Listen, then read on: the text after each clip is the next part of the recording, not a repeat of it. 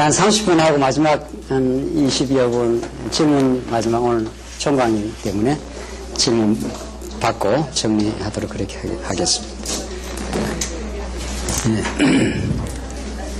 이 39페이지 밑에서 7 문단, 밑에 문단 나누어지는데 보십시다.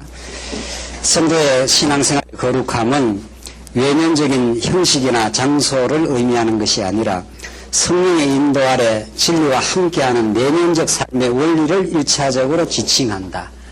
거룩함이라는 것이 어떤 예배당이라는 공간에 가야 거룩이 유지되는 게 아니다는 거죠. 우리가 너무 잘 알고 있는 건데, 성전이라, 성당이라, 그건 가톨릭에서는 이 성당 해가지고 이미 집당자 아닙니까? 이 집당자에다 거룩의 의미를 부여한 거지요, 이미. 성구, 이런 걸 성구사라 해가지고, 이게 뭔 성구사입니까? 나무 덩어리지, 이게. 아무것도 아닌데 여기다가 자꾸 의미를 부여하고, 이렇게 하면은, 이제, 미신 푸닥거리가 되는 겁니다. 그러니까 기독교 안에 얼마든지 미신이 들어와 있을 수 있는 거죠. 이 거룩이라는 건 그런 게 아니고, 성령의 인도 아래, 진리와 함께하는, 그런, 내면적 삶의 원리를 거룩이라 그런다.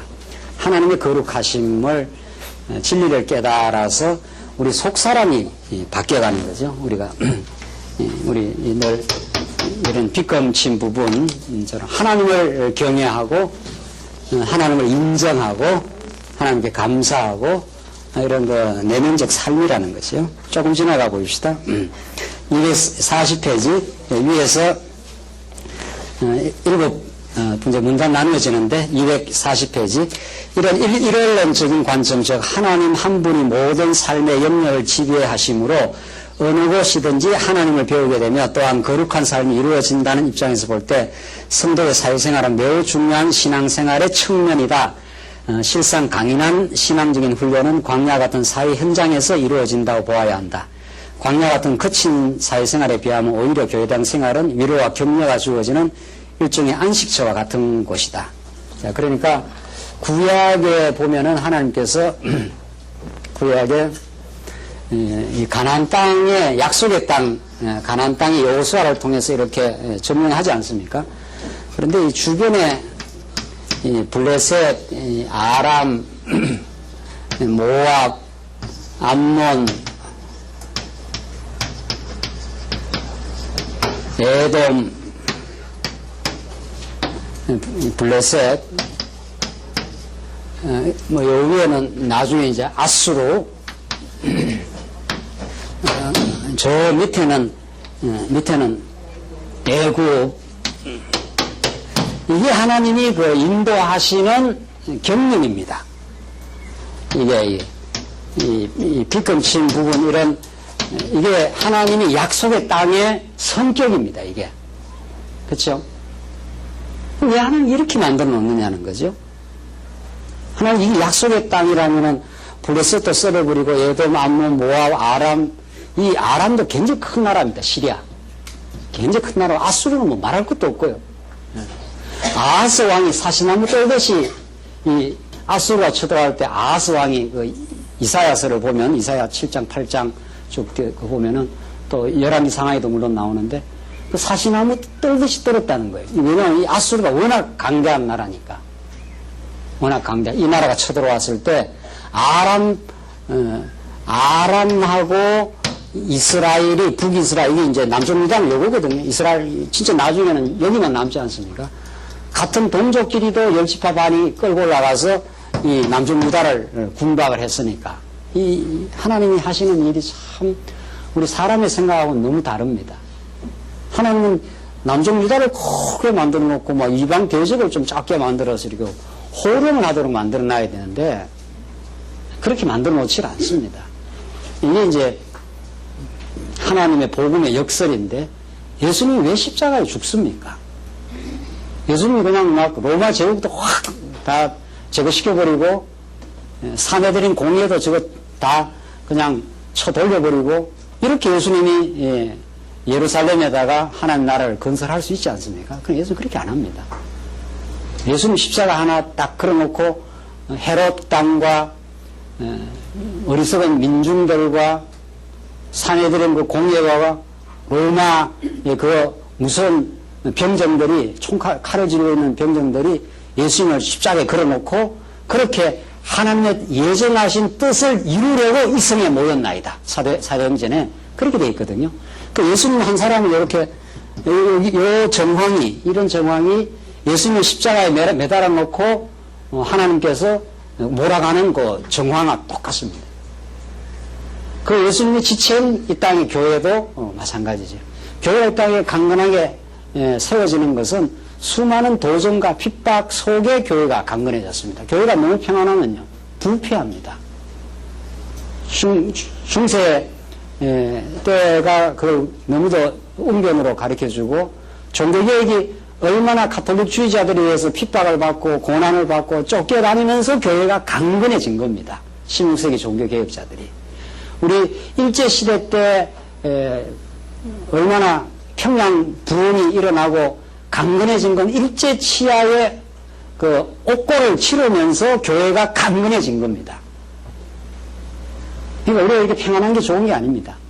사실은. 그 평안함을 정말 하나님의 말씀을 중심으로 해서 하나님을 섬기고 지금 어려움을 겪고 복음을 모르는 사람들을 향한 뜨거운 열망이 우리에게 없으면 이 평안함은 우리의 신앙을 오히려 훼손시키는, 신앙의 절실함과 절박함을 훼손시키는 이 환경일 뿐입니다. 중국 우리 동포들은 지금 중국에서 말씀 듣는 성도들은 1966년부터 1976년까지 10년 그 문화대혁명 이루 말할 수 없는 핍박과 그 고난, 그 중국 지도자들이 전부 옥에 들어가고 피신하고 그런 10년의 탄압을 우리와 동시대에 겪은 사람들입니다. 그렇기 때문에 그 사람들이 중국 교회가 그렇게 지금 왕성한 겁니다. 중국 지금 지하교회, 가정교회가 왕성하지 않습니까? 왜냐하면 그 10년 동안 엄청난 핍박을 받았기 때문에 그 홍변들이 막 교회행위 목을 때려 부쉈다는 거 아니에요. 여기 중국 동포에 와 계시는데 그거 어릴 때 다 그걸 겪은 사람들이거든요. 그래서 하나님이 이렇게 해놓는다는 겁니다. 그렇게 해서 그것도 크다고 이렇게 만들지 않습니까? 요렇게만 있어도 견딘영난도 하는데 요것도 멸치파 반이 나가버리고 요거 하나 이렇게 달랑 남겨놓고 하나님께서 그 압박을 해도록 그렇게 만듭니다. 그게 열왕기 상하, 엽기기 상하에서 계속 전개되는 이스라엘 역사의 내용입니다.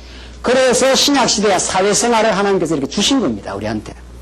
교회는 안식처요, 교회는 위로와 격려가 있는 곳이 교회당이라는 거는 그런 거지만 하나님께서 오히려 세상살이에서 이모저모로 환난과 시련과 이걸 겪으면서 우리 성도들의 신앙이 정말 찬란한 신앙으로 하나님께서 만들어 가시는 겁니다. 지금 그 환난, 어려움, 세상살이, 고통 이런 것들이 우리 신앙생활에 결코 부정적이지 않습니다. 사회생활은 부정적이고 X 쳐야 되고 그냥 교회당이나 와서 신앙생활 해야 된다는 게 결코 절대적으로 아니라는 거죠. 하나님이 저렇게 만들어 놓지 않습니까? 구약에. 저렇게 만들어 놓고 이 유다 백성들로 하여금 하나님만 바라도록 절실하게 만들어 갑니다. 그래서 하나님께서 여기다가 이렇게 다윗 왕을 드디어 출현시키지 않습니까? 사사기 300년 동안을 구산, 리사다임, 모압, 미디안, 블레셋 이렇게 사사시대 때 엄청 그 핍박을 받으면서 왕을 기다리도록 그렇게 만들어가는 하나님의 역사. 우리가 환난과 어려움이 우리가 예수 그리스도 앞으로 가도록 그리스도가 우리의 왕이십니다. 당신이 메시아입니다. 당신이 우리를 붙들고 있습니다. 그쪽으로 가도록 만드는 환경이라는 겁니다. 이 사회생활이. 가정생활도 사회생활도 학교생활도 이 교회를 교회되게 만들어가는 신령한 교회를 더 신령하게 만들어가는 필수 불가결한 삶의 영역인 거죠. 오늘 그 결론은 그렇습니다. 성경이 그렇게 가르칩니다. 성경이. 그러니까 사도 바울이나 베드로 사도나 전부 신약의 후반부에 가면은 가정생활, 사회생활, 개인생활 그 사회생활 속에는 학교생활, 요즘으로 말하면 학교생활 우리 자녀들 그렇게 다 의미 있다는 거예요. 예. 의미 있고 다 그곳에서 훈련을 받는다는 겁니다. 그러니까 성경만 딱 빼앗아서 진리를 깨닫는 게 아닙니다. 학교 가서 엉터리도 배워보고 진화론도 배워보고 원숭이가 됐대 사실이야? 이렇게 질문도 가져보고 이렇게 하면서 아니지 우리는 하나님으로부터 영원하신 하나님으로부터 창조가 되었지 이렇게 대비하면서 우리가 진리를 깨달아 가도록 세상을 그렇게 만들어 놨습니다. 그 세상을 저렇게 만들어 놨지 않습니까? 얼마나 이 아수르가 이 아람과 북이스라엘이 결탁을 해서 이 아하스 왕 때입니다. 남쪽 아하스 왕 때 집에 가서 성경을 보세요. 그냥 강의만 듣지 마시고 강의만 들어서 안 돼요. 강의만 들어가고 되는 게 아니고 여러분들이 성경 확인하고 여러분들이 나눠지지 않는 건 여러분 것이 아니에요. 지금 계속 이제 강조하는 부분인데 여러분이 깨닫고 맞아. 내가 진짜 아수르를 많이 의지하는구나. 이 세상의 힘 아닙니다. 이게 세속주의 아닙니까? 세속주의가 멀리 있지 않습니다. 세속주의가 저 멀리 있는 게 아닙니다. 우리의 지금 근접하게 와 있고 우리의 영혼을 파고 들어옵니다. 그러니까 이걸 진리를 깨달아서 정말 깨달아지고 마음의 기쁨이 있으면 나누게 됩니다. 여러분들 뭐 구역 식구하고 나누든지 가족하고 나누든지 나 말씀 깨닫고 나니까 진짜 내가 하나님보다 아수르를 더 의지했어. 아람과 북이스라엘이 결탁을 해서 밀고 막 들어오니까 아하스가 불복을 떨고 이쪽으로 쫓아갔지 않습니까? 아수르로. 우리를 살려달라고. 이게 아하스 왕만 그런 게 아닙니다. 하나님이 이런 정황을 만들어 놓고 내가 아수르만 못하겠느냐? 그게 이사야 말씀이에요. 아수르를 내가 멍둥이로 썼다. 멍둥이로 쓰고 내가 아수르를 다 제거시켜버리마. 이 이사야 후반부에 쾅쾅 하나님의 그 광대하심, 하나님의 전면하심, 역사의 주관자이심. 이런 이야기가 이사야의 음성을 통해서 세상을 경륜하시는 아수르를 준비시키는 너희를 때렸다가 내가 바벨론을 통해서 너희를 때렸다가 그래 말을 안 들으니까 불순종을 하니까 그리고 내가 누구를 들어가지고 바사왕 고레스를 들어서 너희를 해방시켜 주겠다. 70년 너희를 내가 데려간다. 이 이사야 말씀 아닙니까? 이거 얼마나 하나님의 그 위대한 경륜을 우리가 깊이 깨닫기까지는 계속해서 우리는 신학적으로 말하면 세속주의를 의지를 한다는 거예요. 돈도 의지하고요. 우리가 명예를 얼마나 유지하고 관리하려고 하고요. 그게 다 세속주의 아닙니까, 이게? 이 힘을 의지하면은 남정유다가 살 것 같은 생각이 드는 거거든요. 그 아수르 의지에서 사는 게 아니거든요. 아람과 북이스라엘이 연합해서 쳐들어와서 아수르 의지하니까 아수르가 잘 됐다, 이것들 봐라. 그래서 아수르가 와서 그들을 잡아먹은 거 아니에요. 그 군박했다 이래 됐습니다. 막 남정유다를 핍박한 거거든요. 아수르가 남정유다를 살려줄 리가 없습니다. 살려주지 않습니다. 그렇게 아수르를 통해서 남정유다를 훈련시키던 하나님께서 아수르가 더 큰 바벨론을 들어서 완전히 잡아가 버리지 않습니까? 그때라야 이제 이스라엘 백성이 깨닫습니다. 그것도 안 잡혀가려고 그럴 때 예레미야가 등장해서 가라. 너희들은 여기서는 못 깨달아. 못 깨달아. 절대 못 깨달아. 너희들은 진짜 하나님에 대한 의식이 없어. 가, 잡혀가. 안 가려고 또 부둥부둥 또 발버둥 쳤죠? 또 어디 가려고? 어디에 갔습니까? 안 가고? 하나님이 바벨론 가라 그러니까 바벨론 안 가고 또 어디 가서 살려달라 그랬습니까? 하여튼이 남쪽 유다 정말.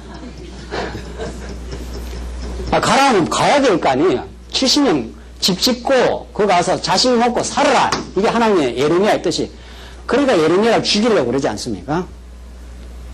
네가 지금 우리를 어디다 이방 나라에 가서 보내가지고 우리를 고생시키려고 가라 그러느냐? 그 예레미야는 가라는 거예요. 순순히 순종하고 이미 하나님 앞에 너 다 불순종했으니까 두드려 맞고 야, 잘 하나님께서 약 준비해놓고 70년이 차면 돌아온다. 가라. 이런데 안 가고 또 버티다가 어디로 갑니까? 애국으로 가지 않습니까? 애국. 집에 가서 때리고 보세요.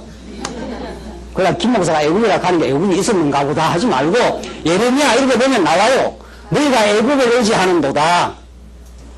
그 애국 가서 다 망합니다. 애국 간 사람들은 다 죽고 어디 간 사람들이 살아 돌아옵니까? 바벨론 간 사람이 살아 돌아옵니다. 이게 하나님이 정한 그 코스거든요. 그래서 하나님이 아수르 바벨론을 들어서 남쪽 유다를 때리기도 하고 나중에 바사, 아수르, 바벨론, 바사 이렇게 되지 않습니까?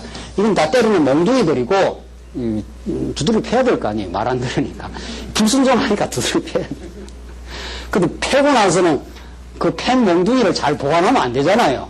너 이놈들 내 자식을 왜 패스하고 그때 하나님이 등장해갖고 시련을 주신다는 거예요. 막 통쾌한 거죠. 그러니까 이사야도 읽고 예레미야도 집에 가서 읽으시고 하면은 뭐 우리가 이 관점을 다 아니까 예레미야 읽으면 너무 좋아요. 너무 신바람 나는 거죠.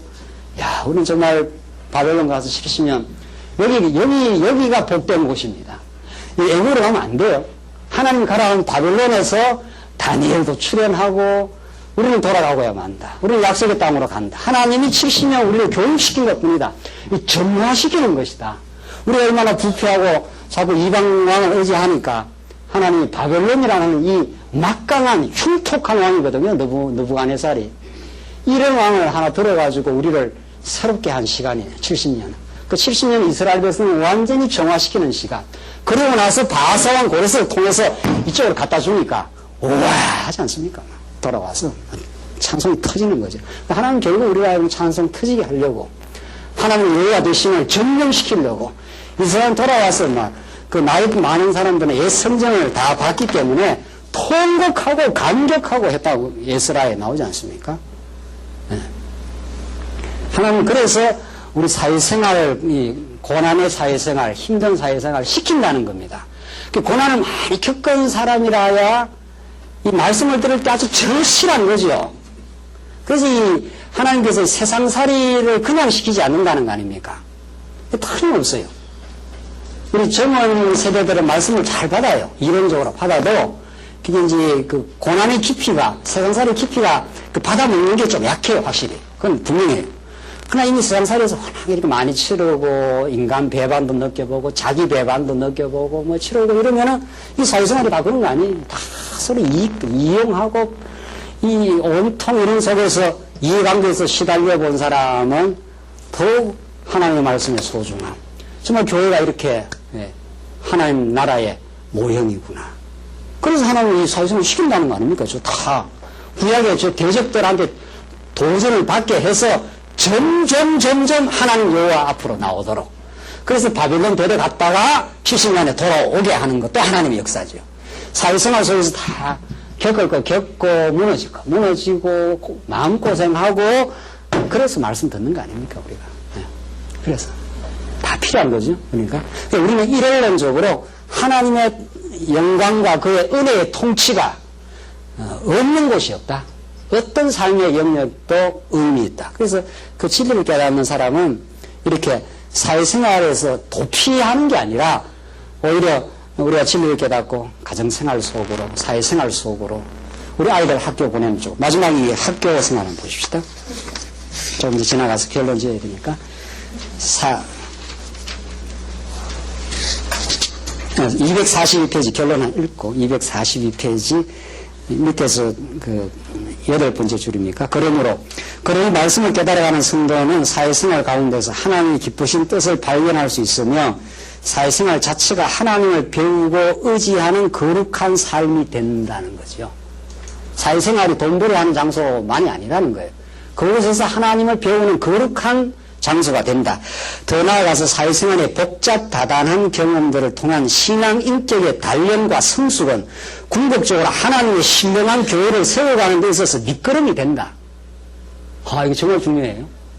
사회생활 속에서 많이 단련되지 않습니까? 사회생활이 보통 간단하지 않지 않습니까? 복잡한 인간관계, 복잡한 이해생활, 이해관계 속에서 그 단련이 되는 거거든요. 인간이 얼마나 불쾌하다는 거. 인간이 얼마나 자기중심적이라는 거. 이거 우리가 관계 속에 살다 보면은 그걸 다 느낀단 말이죠. 인간이 돈에 얼마나 우리가 밝다는 거. 이런 것들이 다 사회생활을 통해서 우리가 겪으면서 다 복음 앞으로 나오게 되는 그런 밑거름이 된다는 거예요. 구약에 성전을 지을 제목이 예루살렘 밖의 장소, 예컨대 레바논과 같은 곳에 자라는 백향목처럼 비바람을 맞으며 단단하게 길러서 사용되듯이 신약시대 성도들의 신앙 인격의 연단이 사회생활에 거칠은 훈련을 거치면서 키워진다. 그렇게 단련된 과정을 통해 하나님을 경외하고 섬기는 교회적 삶으로 성화되는 것이다. 그렇죠? 그러니까 뭐 여기 우리 남성 동지도 계시고 우리 여성 동지도 계시지만 우리 남성 동지들이 밖에 사회생활 할 때 돈 잘 벌여와라 하는 게 아니라 돈도 벌이지만은 하나님 앞에 잘 훈련받고 오십시오. 정말 그곳이 하나님을 배우는 곳입니다. 이런 이야기가 성립이 되는 거죠. 뭐 요즘 여성분들도 많이 사회생활하고 또 직장생활 많이 하시는 거니까 전혀 그것이 돈벌이 하는 저속한 곳이 아니라는 거예요. 이원론적으로. 이거는 거룩하고 이건 속된 곳이 아니라는 거예요. 하나님이 거기서 계시니까. 하나님의 통치와 하나님의 실제적인 훈련을 거기서 그치니까. 그래서 까다로운 주인 밑에서 직장생활을 하는 것이 결코 신앙생활에 무의미하지 않다. 절대 무의미하지 않다는 거죠.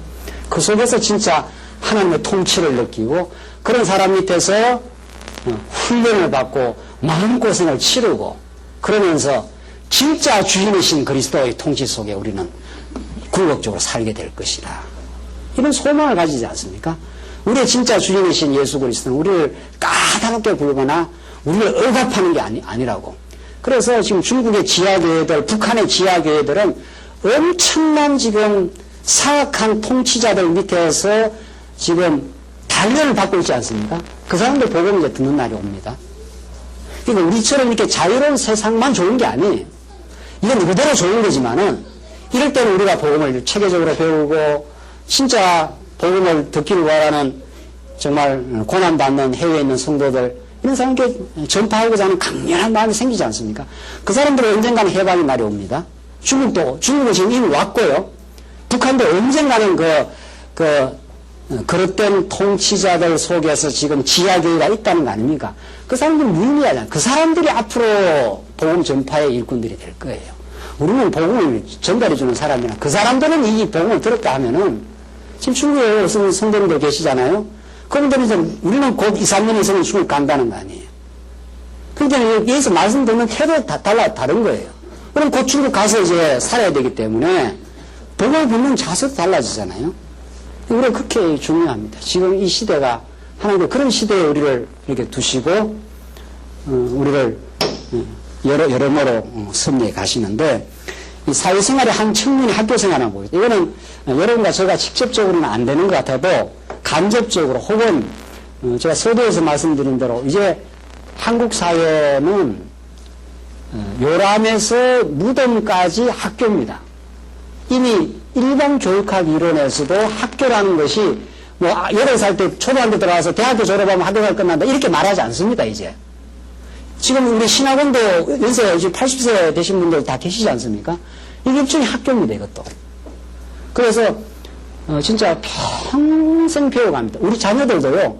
대학 졸업한다고 해서 학교생활 끝났다고 하면 큰 오산입니다. 요즘 전문직 가고 어디 가도요. 계속해서 배웁니다. 대학원에 가서 배울 수도 있고 직장에서도 학교 만들어서 배우고요.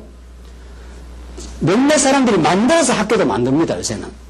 그래서 우리 인생 전부가 러닝 프로세스다 그럽니다. 이 학습하는 과정이다 이렇게 말하는데 그런 의미에서 이 학교 생활의 의미를 우리가 정립하면 굉장히 중요한데 한번 봅시다. 학교 생활에 대해서는 아주 극단적인 이제 시간이 다 됐으니까 간략하게 정리하고 이제 오늘 질문을 받고 끝내지요.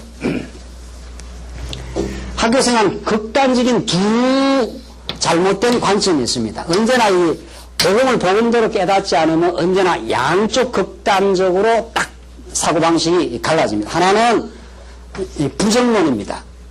배타적인 학교에 대해서 배타적인 부정론이 있고 하나는 이 선망하는 세속주의. 학교 교육을 아주 이렇게 선망을 합니다. 선망을 하는 세속주의가 있습니다. 학교에 대한 관점입니다. 학교에 대한 관점. 여러분들 집에 가서 책 한번 읽어보시고, 자꾸 여러분들이 이제 읽으시고, 여러분들이 생각하시고, 또 읽은 걸 여러분 주변에 같이 나누시고 하십시오. 정말 유익합니다. 신앙생활에. 예. 이제는 일방적으로 듣는 시대는 지났습니다. 그렇게 강의도 안 할 거고요. 학교에 대한 생각이 이쪽 아니면 이쪽이에요. 이쪽 아니면 이쪽. 딱 그렇게 되어 있습니다. 정말 우리가 복음을 복음답게 하나님을 복음을 복음답게 깨닫지 않으면 인간의 사고는 언제나 좌로나 우로나 치우칩니다. 학교에 대해서 생각도 이렇게 갈라집니다. 이건 뭡니까? 이건 상당히 이원론적 사고방식하고 이렇게 뿌리를 같이 합니다.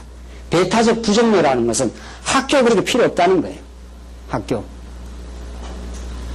또 학교 가서 공부시키는 게 기독교 신앙의 부정적이라는 거예요. 왜? 거기는 진화론도 가르친다, 세속적인 인본주의 철학도 가르친다. 그러니까 굉장히 경건주의적인 사고방식을 갖고 있는 사람들이 학교에 대해서 굉장히 이렇게 배타적이고 부정적입니다. 그래서 기독교 학교를 세워야 된다. 기독교 학교 좋아요. 우리는 기독교 학교 세워야 돼요. 세울 수만 있으면. 그러나 기독교 학교를 언제까지 세울 동안은 아이들 학교를 안 보낼 거냐 말이죠. 물론 홈스쿨링 할 수도 있어요. 집에서. 집에서 해도 여전히 과학도 가르치고 영어도 가르치고 해야 될 거 아닙니까? 철학도 가르치고. 그러니까 철학과 신학이 여기가 철학이고 크게 말해서 철학 혹은 과학 이 신학이고 철학이라는 게 인본주의인데 철학 같은 거 배울 필요 없다. 성경만 잘하면 된다. 이런 식이죠. 네. 그게 아니에요. 이게 이제 이게 이원론. 그래서 우리끼리 모여서, 미국에는 그런 데가 있어요. 실제로 그런 데가 있어요. 우리끼리, 시온, 저기 뭡니까? 우리나라에서도 박태성처럼, 신앙청처럼, 우리 예수 믿는 사람끼리만 모여서 예수 믿는 사람끼리만 기독교 교육하고 예수 믿는 사람끼리만 우리가 애들 교육해야 된다, 이런 거예요. 그거 아니에요. 아니라니까요. 우리는 하나님께서 이런 좋은 여건을 주셨으니까 대안학교도 하고 여기서 애들 가르치고 충분히 해야 돼요. 통합적으로 영어도 가르치고 수학도 가르쳐서 기독교 신앙하고 자꾸 연결시켜주고 그럼 물론 해야 돼요. 그러나 세상살이 애들 안 할 거냐 이 말입니다. 어차피 세상살이 애들 크면 직장생활하고 안 믿는 사람하고 다 살아야 되고 하는데 세상이 우리끼리만 살도록 돼 있질 않습니다. 예수 믿는 사람끼리만 살도록 안 돼 있어요. 장사하려면 안 믿는 사람하고도 교제도 해야 되고 그 사람들 세계 속에서 다 살아나가야 되는데 어떻게 이 철학을 안 배우느냐 이 말이죠. 철학도 배울 수 있는 만큼 배우고 그걸 비판적으로 성화시키고 통합을 시켜내야 되죠. 그래서 성경신학이 이렇게 위대한 겁니다. 성경신학이. 성경신학 안에는 기독교 인문학도 있고 기독교 사회과학도 있고 기독교 자연과학도 있고 우리 강사는 이 자연과학도 가르치지 않습니까? 그 자연주의가 어떤 건지 과학의 전제가 되는 하나님을 전제로 하지 않는 과학이 어떤 귀결이 되는가 우리는 계속 신문에 글 쓰지 않습니까? 그러니까 신학과 철학이 혹은 과학이 이렇게 되어 있는 게 아니고 이렇게 되어 있다니까요. 우리는 통합되어 있어요. 모든 이론을 예수 그리스도 앞에 복종시키려 하심이라 고린도 후서에 그렇게 되어 있어요. 그러니까 공부시키라는 거예요. 근데 그냥 시키면 안 되고 신앙적으로 성경적으로 잘 이렇게 바탕을 깔아주면서 오히려 철학을 공부하면서 그걸 비판적인 안목으로 바라보도록 제가 이제 말씀을 깨닫고 대학원 가서 공부를 했는데요. 얼마나 공부가 재밌는지 몰라요. 만약에 제가 성경신학을 공부를 안 하고 그냥 대학원을 쑥 갔으면은 그냥 세속적인 교육 철학을 공부했을 거예요. 그날 성경신학을 깨닫고 하니까 철학의 한계가 무엇이고 철학의 문제점이 무엇이고 그걸 극복하는 기독교의 관점은 얼마나 우월하고 이렇게 되는 거예요. 우리 신앙이 그렇지 않습니까? 그러니까 이런 배타적인 부정론을 자꾸 가르치면은 이게 신앙이 좋은 것 같아도 신앙의 체질이 약해집니다.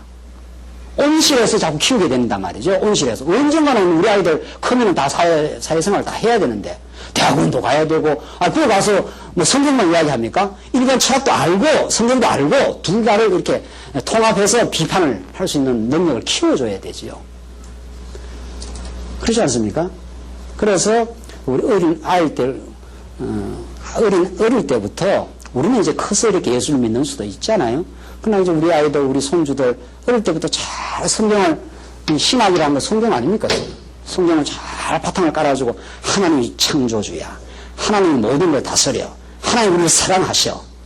그러면 학교 가니까 원숭이가 사람이 됐다는데요? 그러니까 지금 질문을 갖고 오게 해야죠, 오히려. 그래, 그거는 바로 그런 진화에 대한 인본주의 철학에서 나온 거야. 그게 아니고 우리는 하나님을 창조하셨어.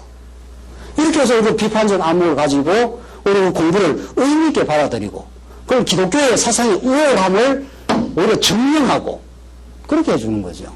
그래서 우리는 배타적 부정론이 아니에요. 가서 배울 수 있으면 배워라. 이 일만 하면 배워라 가서.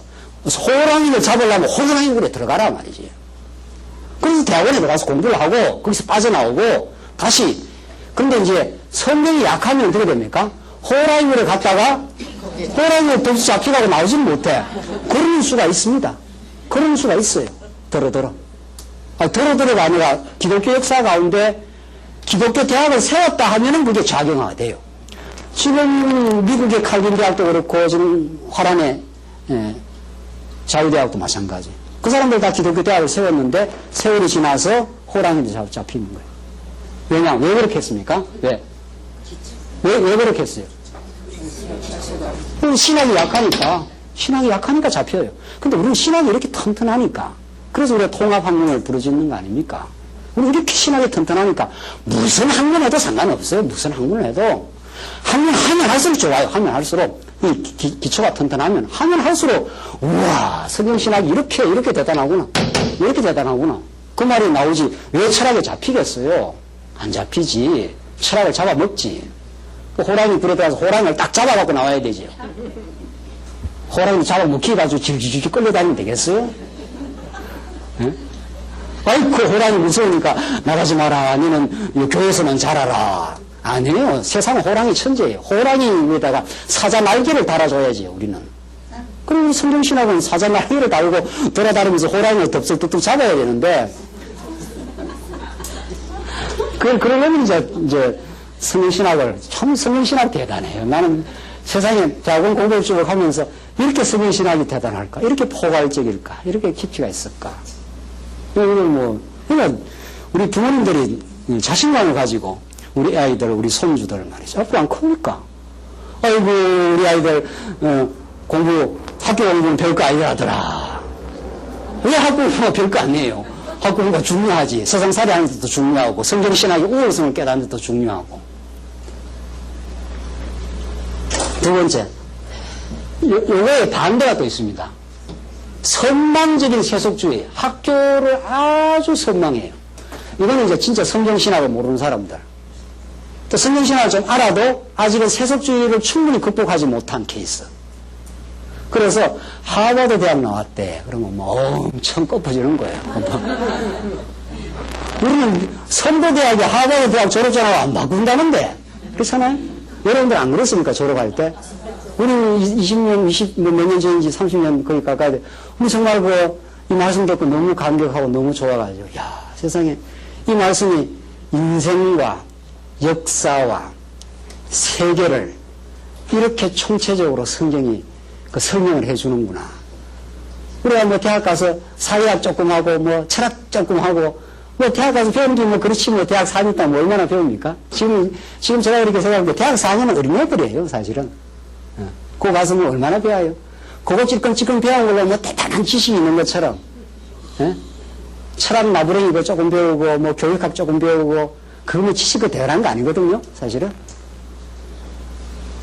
근데 성경은 인생과 근본적으로 하나님과 그 모든 걸 통치하시는 하나님에 대해서 그 하나님을 알고 나니까 인간에 대해서 인간의 자기 존재 가치가 역사의 그 방향과 의미가 세계는 왜 이렇게 존재하는가가 그게 성경신앙 아닙니까?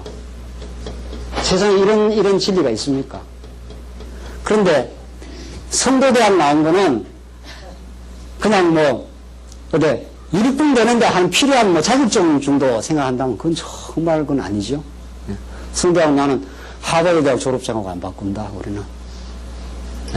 그래서 우리는, 우리 말씀운동 초기에 그 이름을 지었지 않습니까? 아, 하버드 소학교 나오셨구만요. 그 소학교지, 그 대학교예요. 대학이라는 건, 원래, 중국에서 대학, 중용, 대학, 이게 사스 3종 중에 하나 아닙니까? 대학. 대학이라는 게 큰 배움 아니에요? 큰 배움. 아, 이건 진짜 정말 이건 과장이 하나도 없어요. 제가 진짜 그러다 학자적인 기질이 있는데, 학자는 뭐 거짓말 하면 안 되거든요. 있는 그대로 말해야 되거든요. 아니면 아니다, 기면 기다, 이렇게 해야 되는데. 대학이라는 게 큰 배움 아닙니까? 큰 배움. 아, 선거대학에서라 큰 배움을 배우지. 어디서 철학 가갖고, 사르트르, 뭐, 니체, 그거 조금 배웠다고 그게 뭐 큰 배움이 되겠어요? 그 큰 배움 아니에요. 왜곡된 지역적인 지식이죠. 제가 교육학을 좀 했으면, 교육학 그거 뭐, 세상 만사 중에 교육이라는 게 한 청년 아니에요. 그거 배웠다고 무슨 박사가 되겠느냐 말이죠. 그래서 협사라 하라, 협사. 아, 교육학 협사구만요. 박사는 우리 선도대학을 나와야 박사가 되는 거예요. 두루두루 다 아는 거 아니에요, 두루두루. 아, 말이 맞아서 웃습니까? 아니라, 협사. 좁다 이 말인데 공부를 조금밖에 안 했거든요.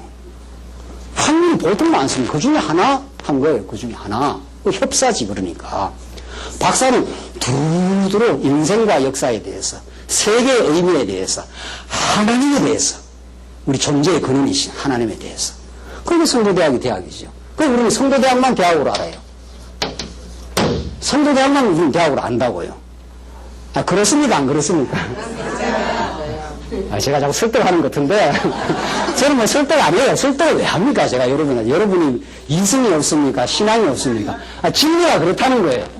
진리가 진짜 성도대학에서 하나님 배우는데 대학이라는 거예요. 그 대학 밑에 뭐가 있습니까? 아, 소학이 있죠, 소학이. 대학 밑에 소학이 있는 거예요. 소학교 나오고 나서 대학 가는 거 아닙니까? 옛날에 소학교라 그랬거든요. 그 소학교에서 교육학도 좀 배우고, 철학 나부랭이도 좀 배우고, 물리학도 좀 배우고 하는 거 아닙니까? 그거는 세계의 한 작은 청년들이거든요. 조직이라는 청년, 물리라는 청년, 심리학이라는 청년이거든요. 그 모두를 아우르는 걸 우리는 대학이라 한다. 아, 보통 이게 기쁨이 있는 게 아니더라고요. 그거는 그렇게 감격하고, 행복해하고, 그 기쁨이 우리를 이렇게 끌어왔습니다. 그 기쁨이 여기 지나간 이 자리까지. 우리 체제계획의 이상을 향하여. 지금 그렇게 하고 있지 않습니까? 이게 하나님께서 하시는 일 아닙니까? 우리는 그런 기쁨이 있습니다. 하나님이 체제계획을 통해서 하나님이 꿈꾸시는, 하나님이 하실 일이죠. 정말 우리는 큰 배움을 지금도 배우고 있다.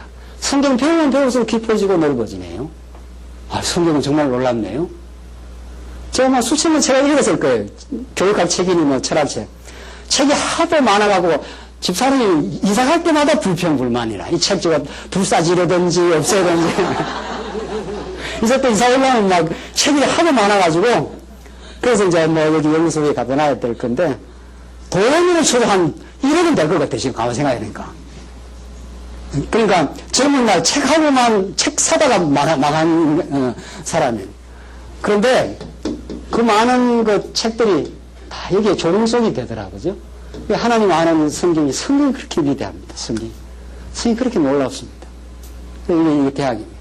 그래서 우리는 이런 선망적인 세속주의에서 선망할 필요 없죠. 하버드 나왔다. 하버드 소학교 잘 나왔습니다. 박수 쳐주고. 잘 나왔다. 하버드 나오면 좋지요. 뭐 나쁜 일 있나요? 하버드 잘 나왔습니다. 그러나 진짜 대학은 여기 있네요. 진짜 대학 공부를 한번 해보시겠습니까? 그렇게 해야 우리 신학원, 우리 체제교육을 꿈꾸는 우리 성도들의 긍지와 기쁨이 진짜 대학은 여기 있네요. 여기 와서 한번 공부 한번 해보시겠습니까? 진짜 공부는 여기 있습니다. 당신이 공부한 걸 무의미하지는 않을 겁니다. 그쵸? 네. 하버드에서 철학을 했던 심리학을 했던 이쪽에 와서 공부를 해보면은 진짜 그게 제대로 자리매김이 될 겁니다. 통합적으로 하나님 중심으로 모든 게 자리매김이 되어서 당신이 공부한 게 의미도 있을 겁니다. 이렇게 해줘야 되겠죠? 우리가? 진짜 이런 기쁨이 있습니다. 정말 하나님 어떻게 하다 우리를 이렇게 올바른 대학에 큰 배움을, 하나님을 아는 그 기쁨을, 그래서 우리가 이 땅에서 겪은 모든 경험들, 또 이런저런 지식들, 그것들이 하나님과 연결되고 하나님을 배우는데 통합적으로 의미 있다. 이 말 아닙니까? 우리는 모든 게 하나님과 연결된다는 거예요. 모든 것들이 비판적으로. 그러니까 학교에 대해서 우리는 부정할 것도 없고 선망할 것도 없습니다. 그렇죠? 그렇게 제가 그 결론에 그렇게 썼어요. 우리는 학교 공부 막 하지 마라, 우리는 막 교회만 생활하면 된다. 이런 것도 아니에요. 우리 지금 연구소가 추구하는 건 통합학문이니까 성경 확고하게 하고 통합학문적으로 모든 걸 잡아삼킨다. 모든 걸 하나님을 배우는 데 의미 있다고 우리는 통합적 의미를 부여해준다. 그러니까 어떤 학자를 오라는 거예요. 뭐라도. 지금 제가 기독교 대학 설립하는 사람들이 1년에 매 차례 해외에서도 오고 국내에서도 학자들이 100여 명씩 모입니다. 그 사람들이 다 통합학문 하려고 애를 씁니다. 문리학하는 사람, 철학하는 사람, 심리학하는 사람, 교육하는 사람들, 학자들이 100여 명이 한국 교수들이 다 그 분야에서는 전문가들입니다. 그걸 신학적으로 통합을 못 해주지 않아요? 신학적으로. 백여 명이 모여가지고 만날 토론하고 제가 거기 가서 작년에도 가고 올해도 부여했을 때 갔는데 3박 4일을 하는데 각 분야에서 다 토론을 해요. 미국에서 법학자가 그 발표를 했는데 이 모세율법을 잘못 해석하네요. 그래서 제가 질문을 했죠. 그 율법이 그걸 우리 지키라고 준 거냐 말이야. 신학에서 그걸 제대로 정리를 못 해주니까 밑에 학문이 하나님 중심으로 이걸 통합을 해줄 수가 없어요. 그 학자들이 전부 올바른 신학을 기다리는 겁니다. 그 학자들은 누군가가 좀 내가 하는 전공하고 하나님 배운다는 거하고 이게 좀 연결되도록 해달라는 거예요. 그 학자들은. 저걸 갈등하게 느끼지 않습니까? 야, 이 성경신학이 이렇게 기다리고 있는데 이게 언젠가는 학자들에게 한번 접촉이 되기 시작하면은 그 사람들은 자기 분야에서 연구를 한 사람들이 무언가 하나님을 경외하고 하나님을 배우는데 연결됐으면 좋겠다는 거 아니에요. 우리는 다 의미 있다는 거 아닙니까? 사회생활이. 그렇죠? 그런 걸 다 기다리고 있습니다. 이게 우리가 하나님께서 이렇게 지금 진지하게 이 작업을 해왔지 않습니까? 하나님 뜻 가운데. 우리가 이 성경신학이 이제 아마 몇 년 있으면 강론집이 완성되는 날 우리가 한번 축제를 해야 되지 않겠어요? 이렇게 성경 66권이 온전하게 통일성 있게 하나님 중심으로 증명되었다. 우리 이 말이 이제 오고야 말아요. 그 날까지 하나님께서 우리를 이렇게 훈련시켰고 이 진리를 사모해 왔고 이제 이 진리를 하나님께서 말 아래 두지 않을 것이다. 이런 우리는 예감을 하지 않습니까? 하나님께서 이제 등정 위에 두시고 이 진리를 사모하는 해외에 있는 성도들, 국내에 있는 수많은 학자들, 이 사람들이 통합적 신학을 가르쳐달라. 그 사람들의 열망이 그렇습니다. 다. 왜 우리는 다 전공을 이렇게 해왔는데 이것이 어떤 큰 신학적인 프레임이 없느냐? 신학이. 그 사람들은 그걸 따지고 묻습니다. 그게 하나님께서 하시는 일이. 그래서 우리 학교 생활, 이렇게 우리는 부정할 필요도 없습니다. 배타적으로 할 것도 없고, 신학적에 선망할 것도 없습니다. 우리 아이들 좋은 대학 가도 좋고요. 서로 좋은 대학 못 간다고 기죽을 일이 하나도 없습니다. 그렇지 않습니까? 학교, 너는 다른 데 더 은사가 있는가 보다. 이론적인 공부보다는 우리가 하나님 앞에 살면 된다. 그래서 우리가 이 좌로나 우로나 치우치지 않고 하나님 앞에서 당당하게 살아갈 수 있도록 가르칠 수 있는 신학적 진리가, 성경의 진리가 우리에게 있습니다.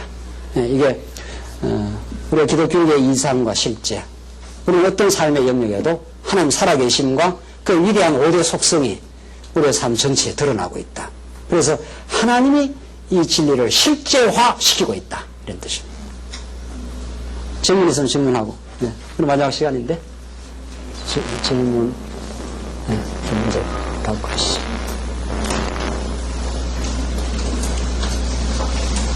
질문도 좋고 여러분들 코멘트 뭐라도 좋습니다. 예. 하시죠. 예.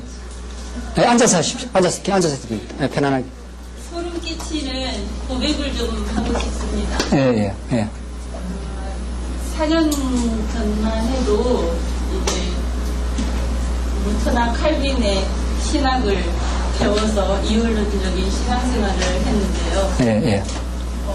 지금 이렇게 이 엄청난 신학을 배우게 하신 이유가 분명히 있을 거라는 생각을 했었거든요. 그래서 근거 구절을 많이 이제 막 찾아보기 시작했는데요. 예, 고린도전서에 보니까 예, 예. 이것을 왜 허락하셨을까 그런 생각을 고민을 좀 많이 했는데 예, 예. 이 이유가 부분적으로 하나님이 부분적으로 알게 고린도 교회 어린아이 같은 그런 신앙적인 생활을 예, 예. 마이크 쓰시, 마이크 쓰시. 하시니 예, 예. 마이크 쓰시. 이제 온전한 것을 우리가 예, 예. 배우게 하시려고 예, 예. 있구나 예, 예. 생각을 하고요. 예, 예. 계시록의 법이 이제 투쟁이 나오잖아요. 예, 예. 투쟁하게 하시려고 예. 하나님께서 마이크 쓰세요. 뒤에 안 들릴 수 있을 테니까. 예, 예. 말씀하세요. 말씀하세요. 투쟁하게 하시려고 하나님께서 예. 이렇게 온전한 것을 배우게 하시고 준비시키고 계시구나 하는 것을 예. 알게 되었습니다. 예. 그래서 이렇게 그러니까 이 엄청난 것을 배우는데 또 왜 이렇게 조용하게 하실까 저도 고민을 좀 해봤는데 예. 그 준비 기간에 이 크나큰 것들을 준비시키고 세우시려고 예, 예. 그러지 않으셨을까. 목사님이 책을 쓰시는 동안에 예, 예. 잠잠하게 하시고 예, 예. 우리가 다 되면 예, 예. 예, 예, 예. 예. 투쟁 엄청난 투쟁을 하게 하시는구나 이런 소름 끼친 생각을 했는데 예. 이 우리 교육이 그러니까 목사님이 말씀하신 것처럼 접근이 예.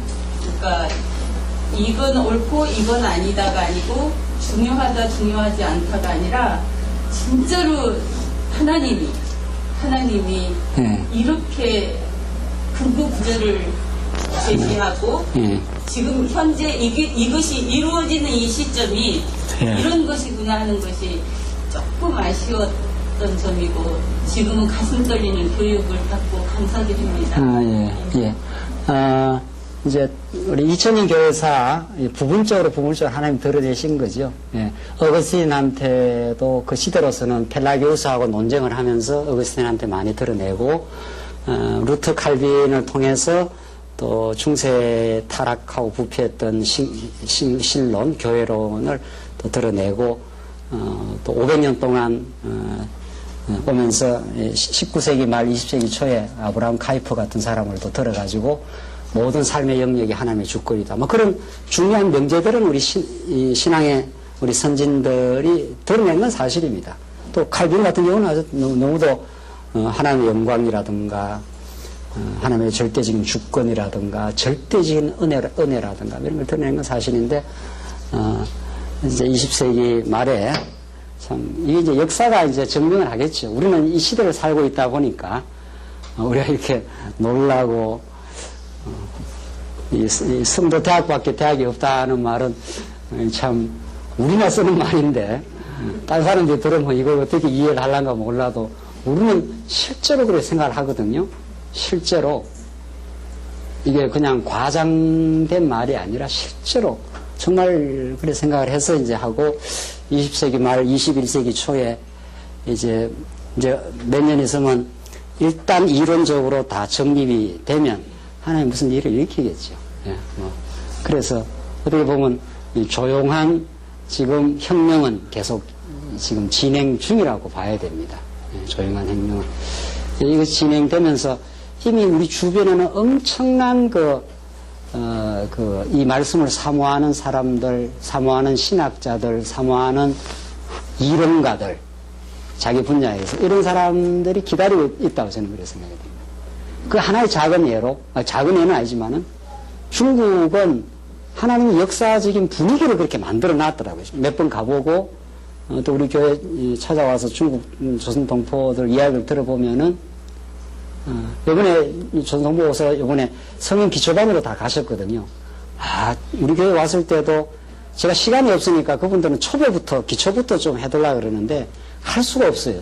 제가 혼자 뭐 목회하고 강의하고 뭐 책 써야 되고 이것저것 하니까 따로 그걸 시간을 내주는데 그분들 걸로 다 가서 지금 성인 기초반에서 가서 우리가 이렇게 기초부터 잘 공부할 수 있어서 너무 좋다고.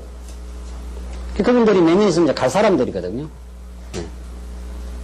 이미 그렇게 이 말씀을 받기로 작정된 사람들을 하나님께서 정확한 타이밍에 이미 준비시키고 있습니다. 우리가 이 시대에 우리가 그렇게 살고 있는 거죠. 이게 얼마나 우리 집에 들어가는데 팔 사람이 없다. 그것도 너무 이상하잖아요. 근데 그렇게 할 리가 없습니다. 할 리가 없다고요. 중국에 지금 1억이 예수 있는 사람이 있고 그 사람들이 전부 지도자를 원하고 교제를 원하고 바른 복음을 원한다는 거 아닙니까? 그래서 그런 것들이 하나님께서 하시는 그 조용한 혁명은 지금 계속 진행 중입니다. 하나님께서 계속 지금 진행 중이고 이것이 이제 마무리되는 그 시점 또 앞으로 우리 신앙의 성장과 더불어 하시겠죠. 또 질문 혹은 다른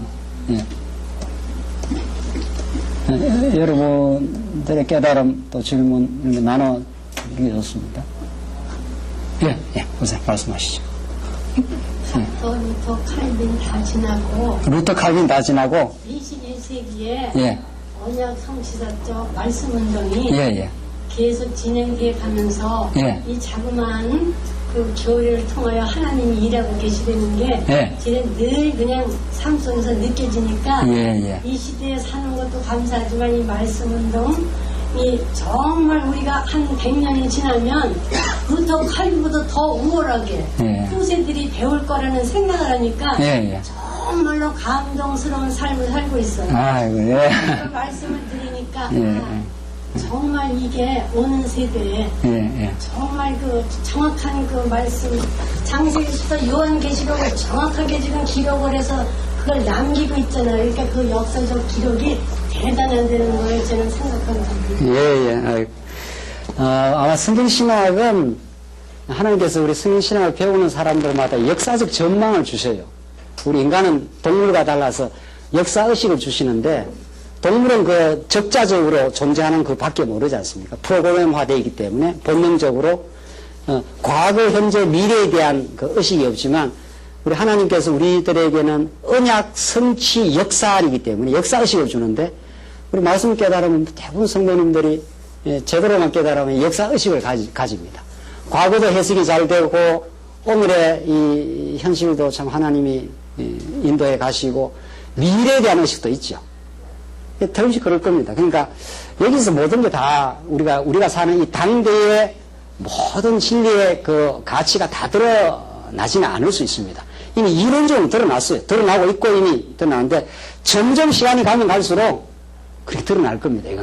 이거는 학자들하고 부딪혀도 드러나고 중국 성도하고 부딪혀도 드러나고 어디 멀리 있는 사람하고 부딪혀도 이 말씀은 어떤 부청, 어떤 계층, 어떤 부류, 어떤 사람들하고 부딪혀도 이 진가가 드러나게 되어 있습니다. 그러니까 우리처럼 학자적인 기질이 있는 사람은 학자들하고 이제 붙어 나가죠. 그 이야기하면 할수록 놀랍니다. 그 학자들은 전부 통일성을 바라고 그 전포괄적인 어떤 그 이론을 추구하기 때문에 학자들하고 부딪혀 나가면서도 드러나고 여기 이제 중국에서 오신 분들은 중국 가서 중국 성도들하고 부딪혀 나가면서 교재를 중국으로 지금 번역이 됐지 않습니까? 이제 교정 작업 중인데 그게 전달되면 중국 성도들에게 퍼져나갈 거고 그렇게 됩니다. 여러분들은 중국 안 가도 상관없어요. 여기서도 퍼져나갑니다. 틀림없이 퍼져나갑니다. 이제 퍼져나가는 만큼은. 그래서 이 진리는 워낙 그 포괄적이고 깊이가 있기 때문에 어떤 부류, 어떤 계층, 어떤 사람들과 관계없습니다. 그렇게 아마 역사 가운데 전개되겠죠. 그래서 아주 100년이 되고 200년이 되고 예수님 오시는 날까지 신학의 새로운 기초를 하나님께 허락하셨다. 우리는 그렇게 믿습니다. 그래서 통합학문을 향한 신학적 토대를 이 시대에 그게 미국의 칼빈 대학도 실패했고 화란의 자유대학도 100년 전에 아브라함 카이프가 통합학문을 꿈꾸고 했는데 지금 다 빨트로 넘어가 버렸다. 좌경화 돼버렸어요. 우리는 이게 강론지근장 나와 있기 때문에 이거는 이론적 체계가 창세부터 계시록까지 한 구절도 언약 성취에서 벗어나지 않는다면 이건 벗어날 수가 없어요. 이제는. 왜냐하면 왜 아브라함 카이프 자유대학이 넘어가는가 하면 칼빈의 기독교 강의는 펑크가 있어요. 그 펑크를 바르트가 파고 들어오거든요. 근데 우리 강론집이라는 건 창세부터 계시록까지 펑크가 없어요. 처음부터 창세기 1장 1절부터 계시록 마지막 장까지 하나님의 살아계심과 그의 영원한 존재가 증명된다. 이렇게 되어 있기 때문에 그래서 이게 오고 오는 세대의 신학적 혹은 통합학문적 교회적 기초가 되는 거죠. 선교적 기초가 되는 거죠. 그렇게 우리는 믿습니다. 그래서 이거는 이 가치를 아는 사람은 이제 아는 겁니다. 진짜로 공부를 제대로 한 사람, 제대로 이 말씀을 그 충격을 받은 사람은 그런 그 역사 의식을 갖게 됩니다. 그래서 이 단계에 끝나지 않습니다. 이 단계는 우리는 그냥 조그마한 밑거름이 되었으면, 조그마한 밑거름이 되면은 이것이 차세대로 해외로 간다. 이런 그 정말 소망이 있습니다. 시간이 다 됐네요. 여러분들 더 많이 나누시고 깨달음 얘기하시고 그렇게 하시죠. 기도하겠습니다. 자비하신 하나님 아버지 은혜를 감사합니다. 지난 한 학기 동안 하나님의 통치와 그 살아계심을 우리 삶 속에서 확인하는 기독교인을 배웠습니다. 이 진리가 우리 삶을 지배하게 하시옵소서. 예수님 이름으로 기도하옵나이다. 아멘.